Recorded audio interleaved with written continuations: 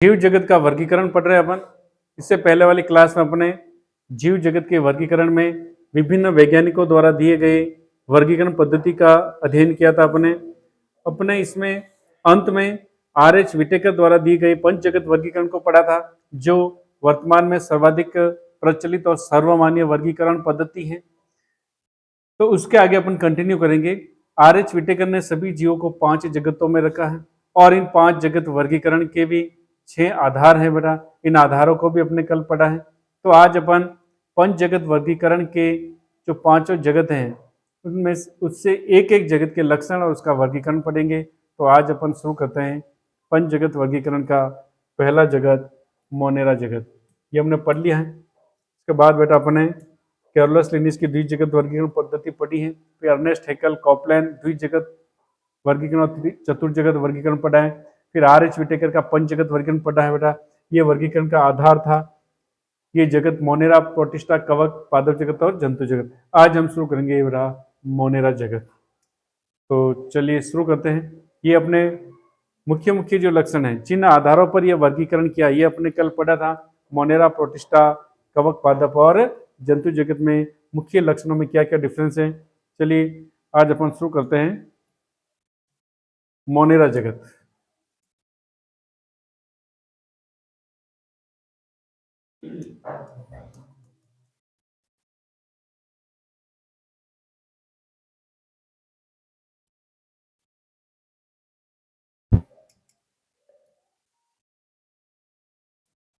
Monera kingdom या Monera जगत। देखिए सबसे पहली चीज इसमें क्या याद रखना है। वैसे अपन ने ये चैप्टर पूरे पढ़ लिए हैं, रिवीजन के तौर पर अपन पढ़ रहे हैं। तो इंपॉर्टेंट क्या बेटा, पहली चीज कि ये जो जीव हैं ये कहाँ पाए जाते हैं। उससे भी पहले आर.एच. विटेकर ने मोनेरा जगत में किन जीवों को रखा है। तो पहला ही पॉइंट यही था, इसमें एक कोशिकीय और प्रोकैरियोटिक, सभी एक कोशिकीय और प्रोकैरियोटिक जीव इसमें रखे हैं। तो इसके जीव कैसे होंगे बेटा, एक कोशिकीय व प्रोकैरियोटिक। ऐसे जीव जो एक कोशिकी हैं और वो कोशिका भी कैसी हो, प्रोकैरियोटिक। उन सभी जीवों को किस जगत में रखा है, आर.एच. विटेकर ने मोनेरा जगत में। नेक्स्ट दूसरा इसमें अपन बात करें बेटा, तो दूसरी चीज इसमें इनका आवास। देखिए मोनेरा जगत के जीव है ये सर्वव्यापी है, अपने पढ़ चुका है। सर्वव्यापी का मतलब है ये सभी प्रकार के आवासों में पाए जाते हैं। सभी प्रकार के आवासों का मतलब है फिर क्या ये गहरे समुद्र में या जहां पर अत्यधिक तापमान होता है वहां भी पाए जाते हैं।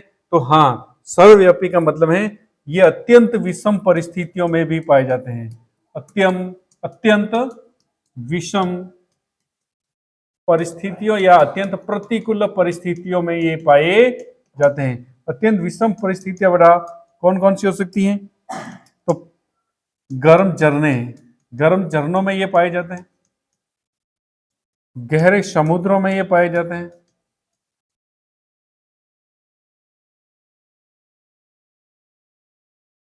अत्यंत लवणीय क्षेत्र में ये पाए जाते हैं।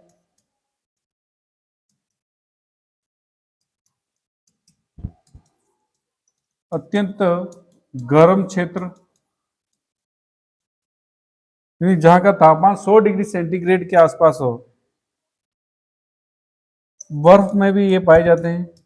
रेगिस्तान या मरुस्थलों में ये पाए जाते हैं। तो अत्यंत विपरीत परिस्थितियों में मोनेरा जगत के जीव पाए जाते हैं। इसके बाद अपन पढ़ेंगे बेटा इनके मुख्य लक्षण, इनके वर्गीकरण पढ़ेंगे। उसमें भी अपन पढ़ेंगे कि कौन कौन से जो मोनेरा के जीव हैं किस आवास में पाए जाते हैं। तो ये आवास है, आवास में आपको लिखना सर्वव्यापी अर्थात अत्यंत विषम परिस्थितियों में पाए जाते हैं। नेक्स्ट अपन बात करें बेटा इन जीवों के आकार की। बहुत ही सूक्ष्म आकार के होते हैं।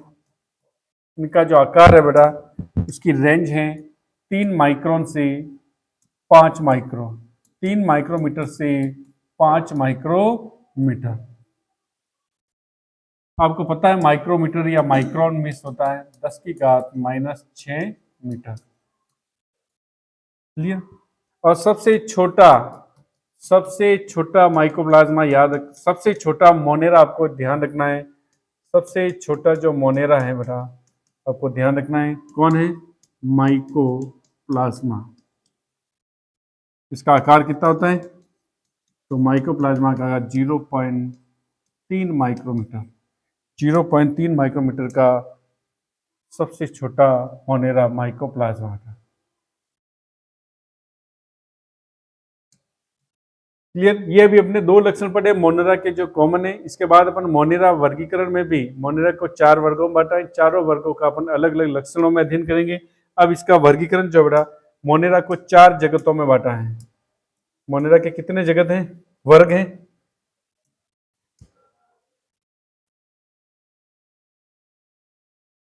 मोनेरा जगत को 4 वर्गों में बांटा है।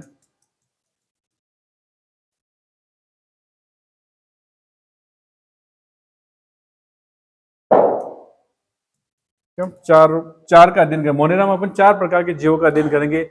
सबसे पहले बेटा आएगा आद्य जीवाणु। आद्य जीवाणु पढ़ेंगे इसमें। इसके बाद अपन इसमें सत्य जीवाणु पढ़ेंगे। क्या पढ़ेंगे?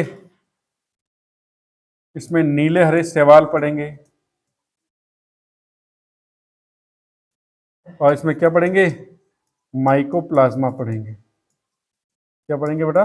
Mycoplasma. Archie bacteria.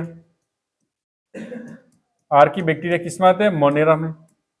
You bacteria जो जीवाणु है, सत्य जीवाणु जो पढ़ता है बेटा, क्लोस्ट्रीडियम है, पेनिसिलियम है। ये क्या? पेनिसिलियम तो कवक है।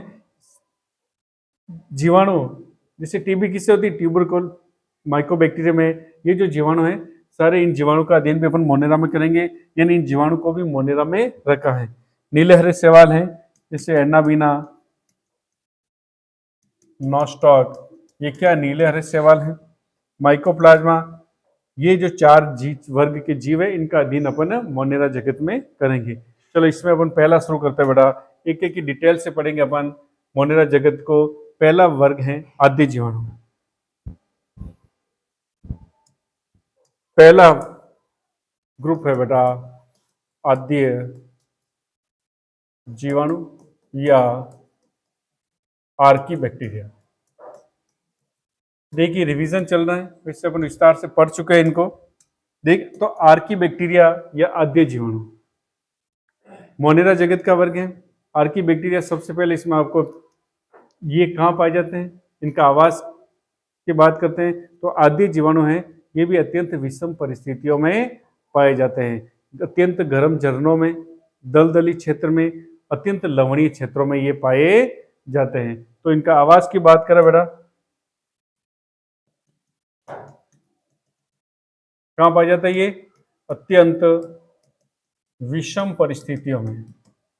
अत्यंत विषम परिस्थितियों में कौन कौन सी बेटा? पहली है बेटा ये दलदली क्षेत्र में पाए जाते हैं। दूसरा बेटा अत्यंत लवणीय क्षेत्र में, अत्यंत लवणीय क्षेत्र में। और तीसरा बेटा अत्यंत उच्च उच्च उच्च ताप व उच्च अम्लता, उच्च ताप व उच्च अम्लीय क्षेत्रों में, इन जगह में भी ये आद्य जीवाणु पाए जाते हैं। ठीक है, आद्य जीवाणु आर्की बैक्टीरिया पढ़ रहे हैं। मोनेरा जगत का पहला वर्ग है। अत्यंत विषम परिस्थितियों में पाए जाते हैं, अत्यंत लवणीय क्षेत्र में पाए जाते हैं, दलदली क्षेत्र और उच्च तापमान पर। नेक्स्ट इसका लक्षण आता है बेटा, ये जो हैं आद्य जीवाणु किस प्रकार के जीव हैं? ये अविकल्पी अवायवीय जीव होते हैं। अविकल्पी अवायवीय जीव, इसका मतलब होता है बेटा ये ऑब्लिगेट ऑब्लिगेट ऑब्लिगेटिव एनएरोबिक। देखिए ये क्या होता है बेटा, इस प्रकार के जीव आद्य जीवाणु जो हैं अविकल्पी अवायवीय जीव हैं।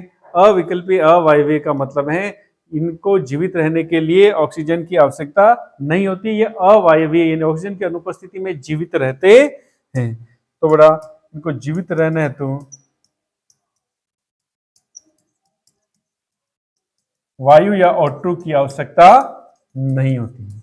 ऐसे जीवों को अविकल्पी अवायवीय जीव कहते हैं। ठीक है बेटा, ये आदि जीवाणु आवास का अपना अध्ययन कर लिया है।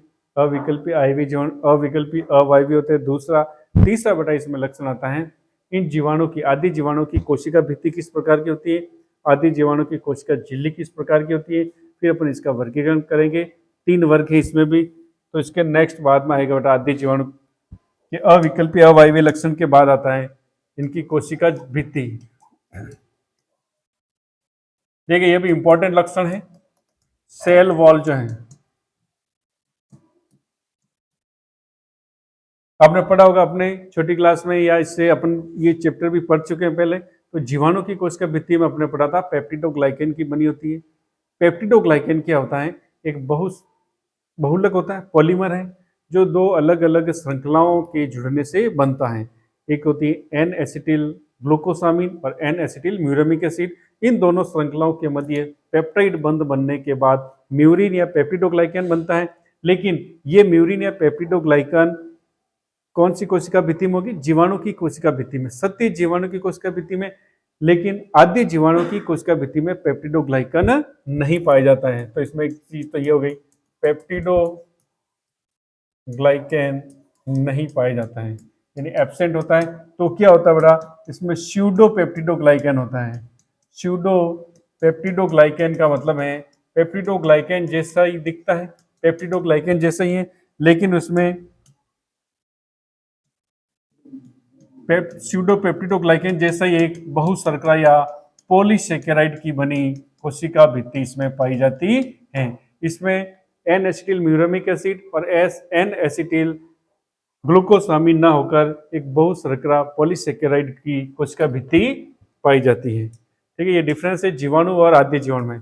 दूसरा बेटा इसकी कोशिका झिल्ली, ये भी इंपॉर्टेंट लक्षण है। आद्य जीवाणु की कोशिका झिल्ली कैसी होती है, सेल मेम्ब्रेन। तो इसमें एक इंपॉर्टेंट है बेटा, आपको याद रखना है कि आद्य जीवाणु की कोशिका भित्ति, देखिए अपन बार बार ये पढ़ रहे हैं कि ये अत्यंत विषम परिस्थितियों में पाए जाते हैं। कहाँ पाए जाते हैं, अत्यंत विषम परिस्थितियों में पाए जाते हैं। इनका आवास लिखा था मैंने आद्य जीवाणु में कि अत्यंत विषम परिस्थितियों में पाए जाते हैं। तो अत्यंत विषम परिस्थितियों में पाए जाने का कारण क्या है, इनमें ऐसी कौन सी संरचना पाई जाती है, आद्य जीवाणु जीवों में ऐसी कौन सी संरचना है जिसके कारण ये अत्यंत तापमान पर जीवित रह सकते हैं, दलदली क्षेत्र में, अत्यंत लवणीय क्षेत्र में, यानी ऐसी परिस्थितियां जहां पर अन्य जीवों का रहना क्या है, थोड़ा संभव नहीं होता है। उन स्थितियों में भी, उन परिस्थितियों में आद्य जीवाणु जीवित रहता है। उसका कारण यह है कि इनकी जो कोशिका झिल्ली है, इनकी कोशिका झिल्ली में पाई जाने वाली लिपिड श्रृंखलाएं, तो आपको क्या लिखना है, इनकी कोशिका झिल्ली जो है, इसमें कोशिका झिल्ली में क्या होती है, अनेक शाखित लिपिड श्रृंखलाएं होती हैं, अनेक शाखित लिपिड श्रृंखलाएं, अनेक ब्रांच्ड लिपिड चेन्स होती है बेटा इसमें, जिसके कारण, इसी के कारण ये जो अत्यंत शाखित लिपिड श्रृंखलाएं ही ये क्या करती हैं, जो अत्यंत विपरीत परिस्थितियों में जीवित रहने योग्य, जीवित रहने के अनुकूल बनाती है। क्वेश्चन आ जावे कि क्या कारण है कि आद्य जीवाणु अत्यंत विपरीत परिस्थितियों में भी जीवित रहता है। तो आपको लिखना है, आद्य जीवाणु की कोशिका झिल्ली में अत्यंत शाखित लिपिड श्रृंखलाएं पाई जाती हैं, जिसके कारण ये अत्यंत विपरीत परिस्थितियों में भी जीवित रह सकता है। इसके बाद इसका अपन पढ़ेंगे वर्गीकरण। ठीक है, 3 वर्ग हैं इसमें, तो ये उसके लक्षण पढ़ रहे अपन। नेक्स्ट बेटा इसका लक्षण है, इसको हिंदी में लिख देना, पेप्टिडोग्लाइकन। क्या है ये, पेप्टिडोग्लाइकन। ठीक है, पेप्टिडोग्लाइकन, ये स्यूडो पेप्टिडोग्लाइकन है, ये है पेप्टिडोग्लाइकन। हिंदी में लिख दिया मैंने, वैसे लिखा हुआ पेप्टिडोग्लाइकन। ठीक है, इसके बाद आता है अपन पढ़ते हैं इसका वर्गीकरण। इसको 3 वर्गों में बांटा है। आर्की बैक्टीरिया जो है,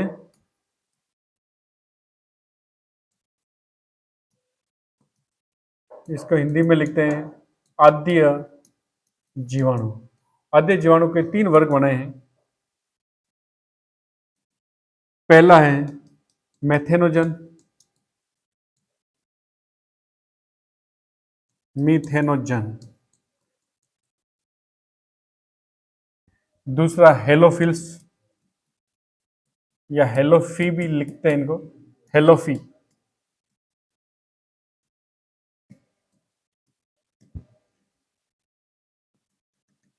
तीसरा है थर्मो एसिडोफिल्स, थर्मो एसिडोफिल्स। देखिए बेटा, आदि जीवाणु के 3 वर्ग हैं, मेथेनोजन, मेथेनोजन, हेलोफिल और थर्मोएसिडोफिल। नाम में इनका आवास छिपा हुआ है। ये किन आवासों में पाए जाते हैं? देखिए मेथेनोजन में इंपॉर्टेंट ध्यान रखना है, ये दलदल क्षेत्रों में पाया जाता है। कहां पाया जाता है? एक तो दलदल क्षेत्रों में, और दूसरा रूमिनेंट जो पशु हैं, रूमिनेंट पशु, रूमिनेंट पशु कौन से? जैसे गाय या भैंस, जुगाली करने वाले पशु, इन पशुओं के आमाशय में पाया जाता है। इन पशुओं का जो अतिरिक्त आमाशय होता है, जिसे रूमन कहते हैं, उसमें ये पाए जाते हैं। तो ये ध्यान रखना बेटा, मेथेनोजन कहाँ कहाँ पाए जाते हैं? दलदल क्षेत्र में पाए जाते हैं, और रूमिनेंट पशुओं के आमाशय में पाया जाता है। हेलोफी कहाँ पाया जाता है? देखिए हेलोफिल्स यानी लवणीय क्षेत्र, ये अत्यंत लवणीय क्षेत्र में पाया जाता है। कौन से क्षेत्र में पाया जाता है? अत्यंत लवणीय क्षेत्रों में।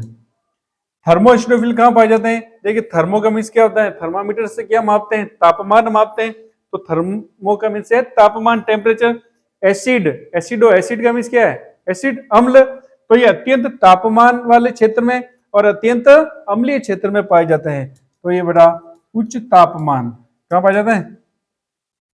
उच्च ताप यानी कि 100 डिग्री सेंटीग्रेड से भी ज्यादा तापमान पर, और दूसरा अत्यंत अम्लीय क्षेत्रों में, अत्यंत अम्लीय क्षेत्रों में पाए जाते हैं। तो ये इनके आवास हैं। आवास के आधार पर मेथेनोजन आद्य जीवाणु 3 वर्ग हैं। मेथेनोजन जो कहां पाए जाते हैं? दलदल क्षेत्रों में और रूमिनेंट पशुओं के आमाशय में।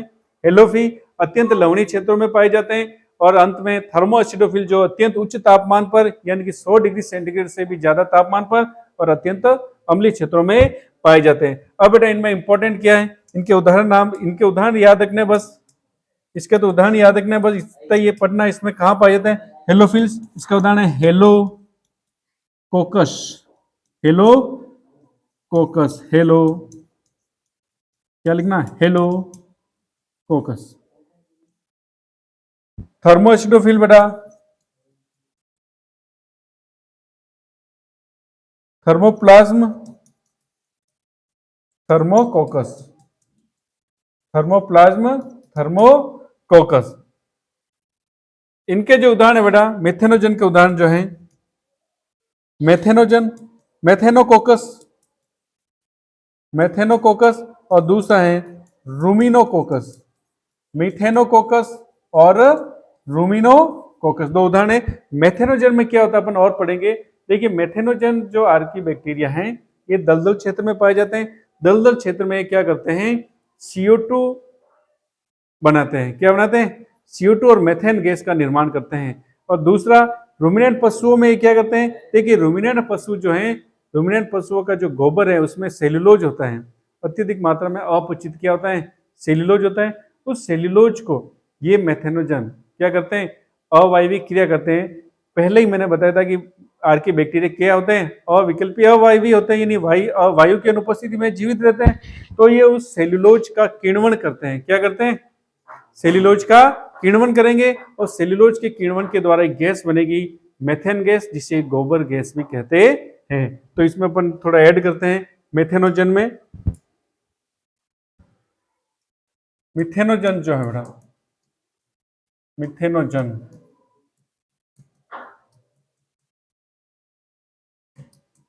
क्या कार्य है मिथेनोजन का? ये दलदल क्षेत्र में पाए जाते हैं। तो दलदल क्षेत्र में क्या करेंगे? CO2 व मेथेन बनाएंगे बेटा। दूसरा रूमिनेंट पशुओं में रहता है, ये रूमिनेंट पशुओं में रहते हैं। तो रूमिनेंट पशुओं का जो गोबर है उस गोबर में क्या ज्यादा होता है बेटा? सेल्यूलोज, अपचित सेल्यूलोज होता है। इस सेल्यूलोज का ये क्या करते हैं? किण्वन करते हैं बेटा। किण्वन करने के पश्चात क्या बनता है? CH4 methane. मेथेन ये गैस है, इसी मेथेन गैस को क्या कहते हैं? गोबर गैस। गोबर गैस ये किसके द्वारा बनाई जाता है? मेथेनोजन बैक्टीरिया के द्वारा। मेथेनोजन। क्लियर? क्लियर हुआ ये? तो ये आर्की बैक्टीरिया अपने पूरा पढ़ लिया है बेटा। मोनेरा जगत शुरू किया था बने। मोनेरा जगत में क्या क्या पढ़ा है? मोनेरा जगत एक कोशिकीय प्रोकैरियोटिक जीव है। फिर इनका आवास पढ़ा तो मोनेरा जगत सभी आवासों में पाए जाते हैं, यानी कि अत्यंत विपरीत परिस्थितियों में भी ये पाए जाते हैं। कौन कौन सी विषम परिस्थितियां हैं? गर्म झरने हैं, गहरे समुद्र हैं, अत्यंत लवणीय क्षेत्र, अत्यंत गर्म क्षेत्र, बर्फ, रेगिस्तान, मरुस्थल आदि में ये पाए जाते हैं। इसके बाद अपन ने पढ़ा था इनका आकार। आवास के बाद पढ़ा था आकार। मोनेरा जगत के जीवों का आकार 3 माइक्रोमीटर से 5 माइक्रोमीटर होता है। 1 माइक्रोमीटर का मीन से 10⁻⁻6 मीटर। सबसे छोटा मोनेरा है स्मॉलेस्ट मोनेरा माइकोप्लाज्मा, जिसका आकार होता है 0.3 माइक्रोन। नेक्स्ट अपने मोनेरा में अपन 4 प्रकार के जीवों का अध्ययन करेंगे। आद्य जीवाणु, सत्य जीवाणु, साइनोबैक्टीरिया जिन्हें नीले हरे शैवाल कहते हैं, और माइकोप्लाज्मा इन्हें साइनोबैक्टीरिया भी कहते हैं बेटा। क्या कहते हैं? साइनोबैक्टीरिया या नीले हरे शैवाल और माइकोप्लाज्मा। फिर अपने शुरू किया था बेटा पहला आद्य जीवाणु। पहले प्रकार के जीव है आद्य जीवाणु या आर्की बैक्टीरिया। आर्की बैक्टीरिया में अपने शुरू किया था आवास। तो ये अत्यंत विपरीत या विषम परिस्थितियों में पाए जाते हैं।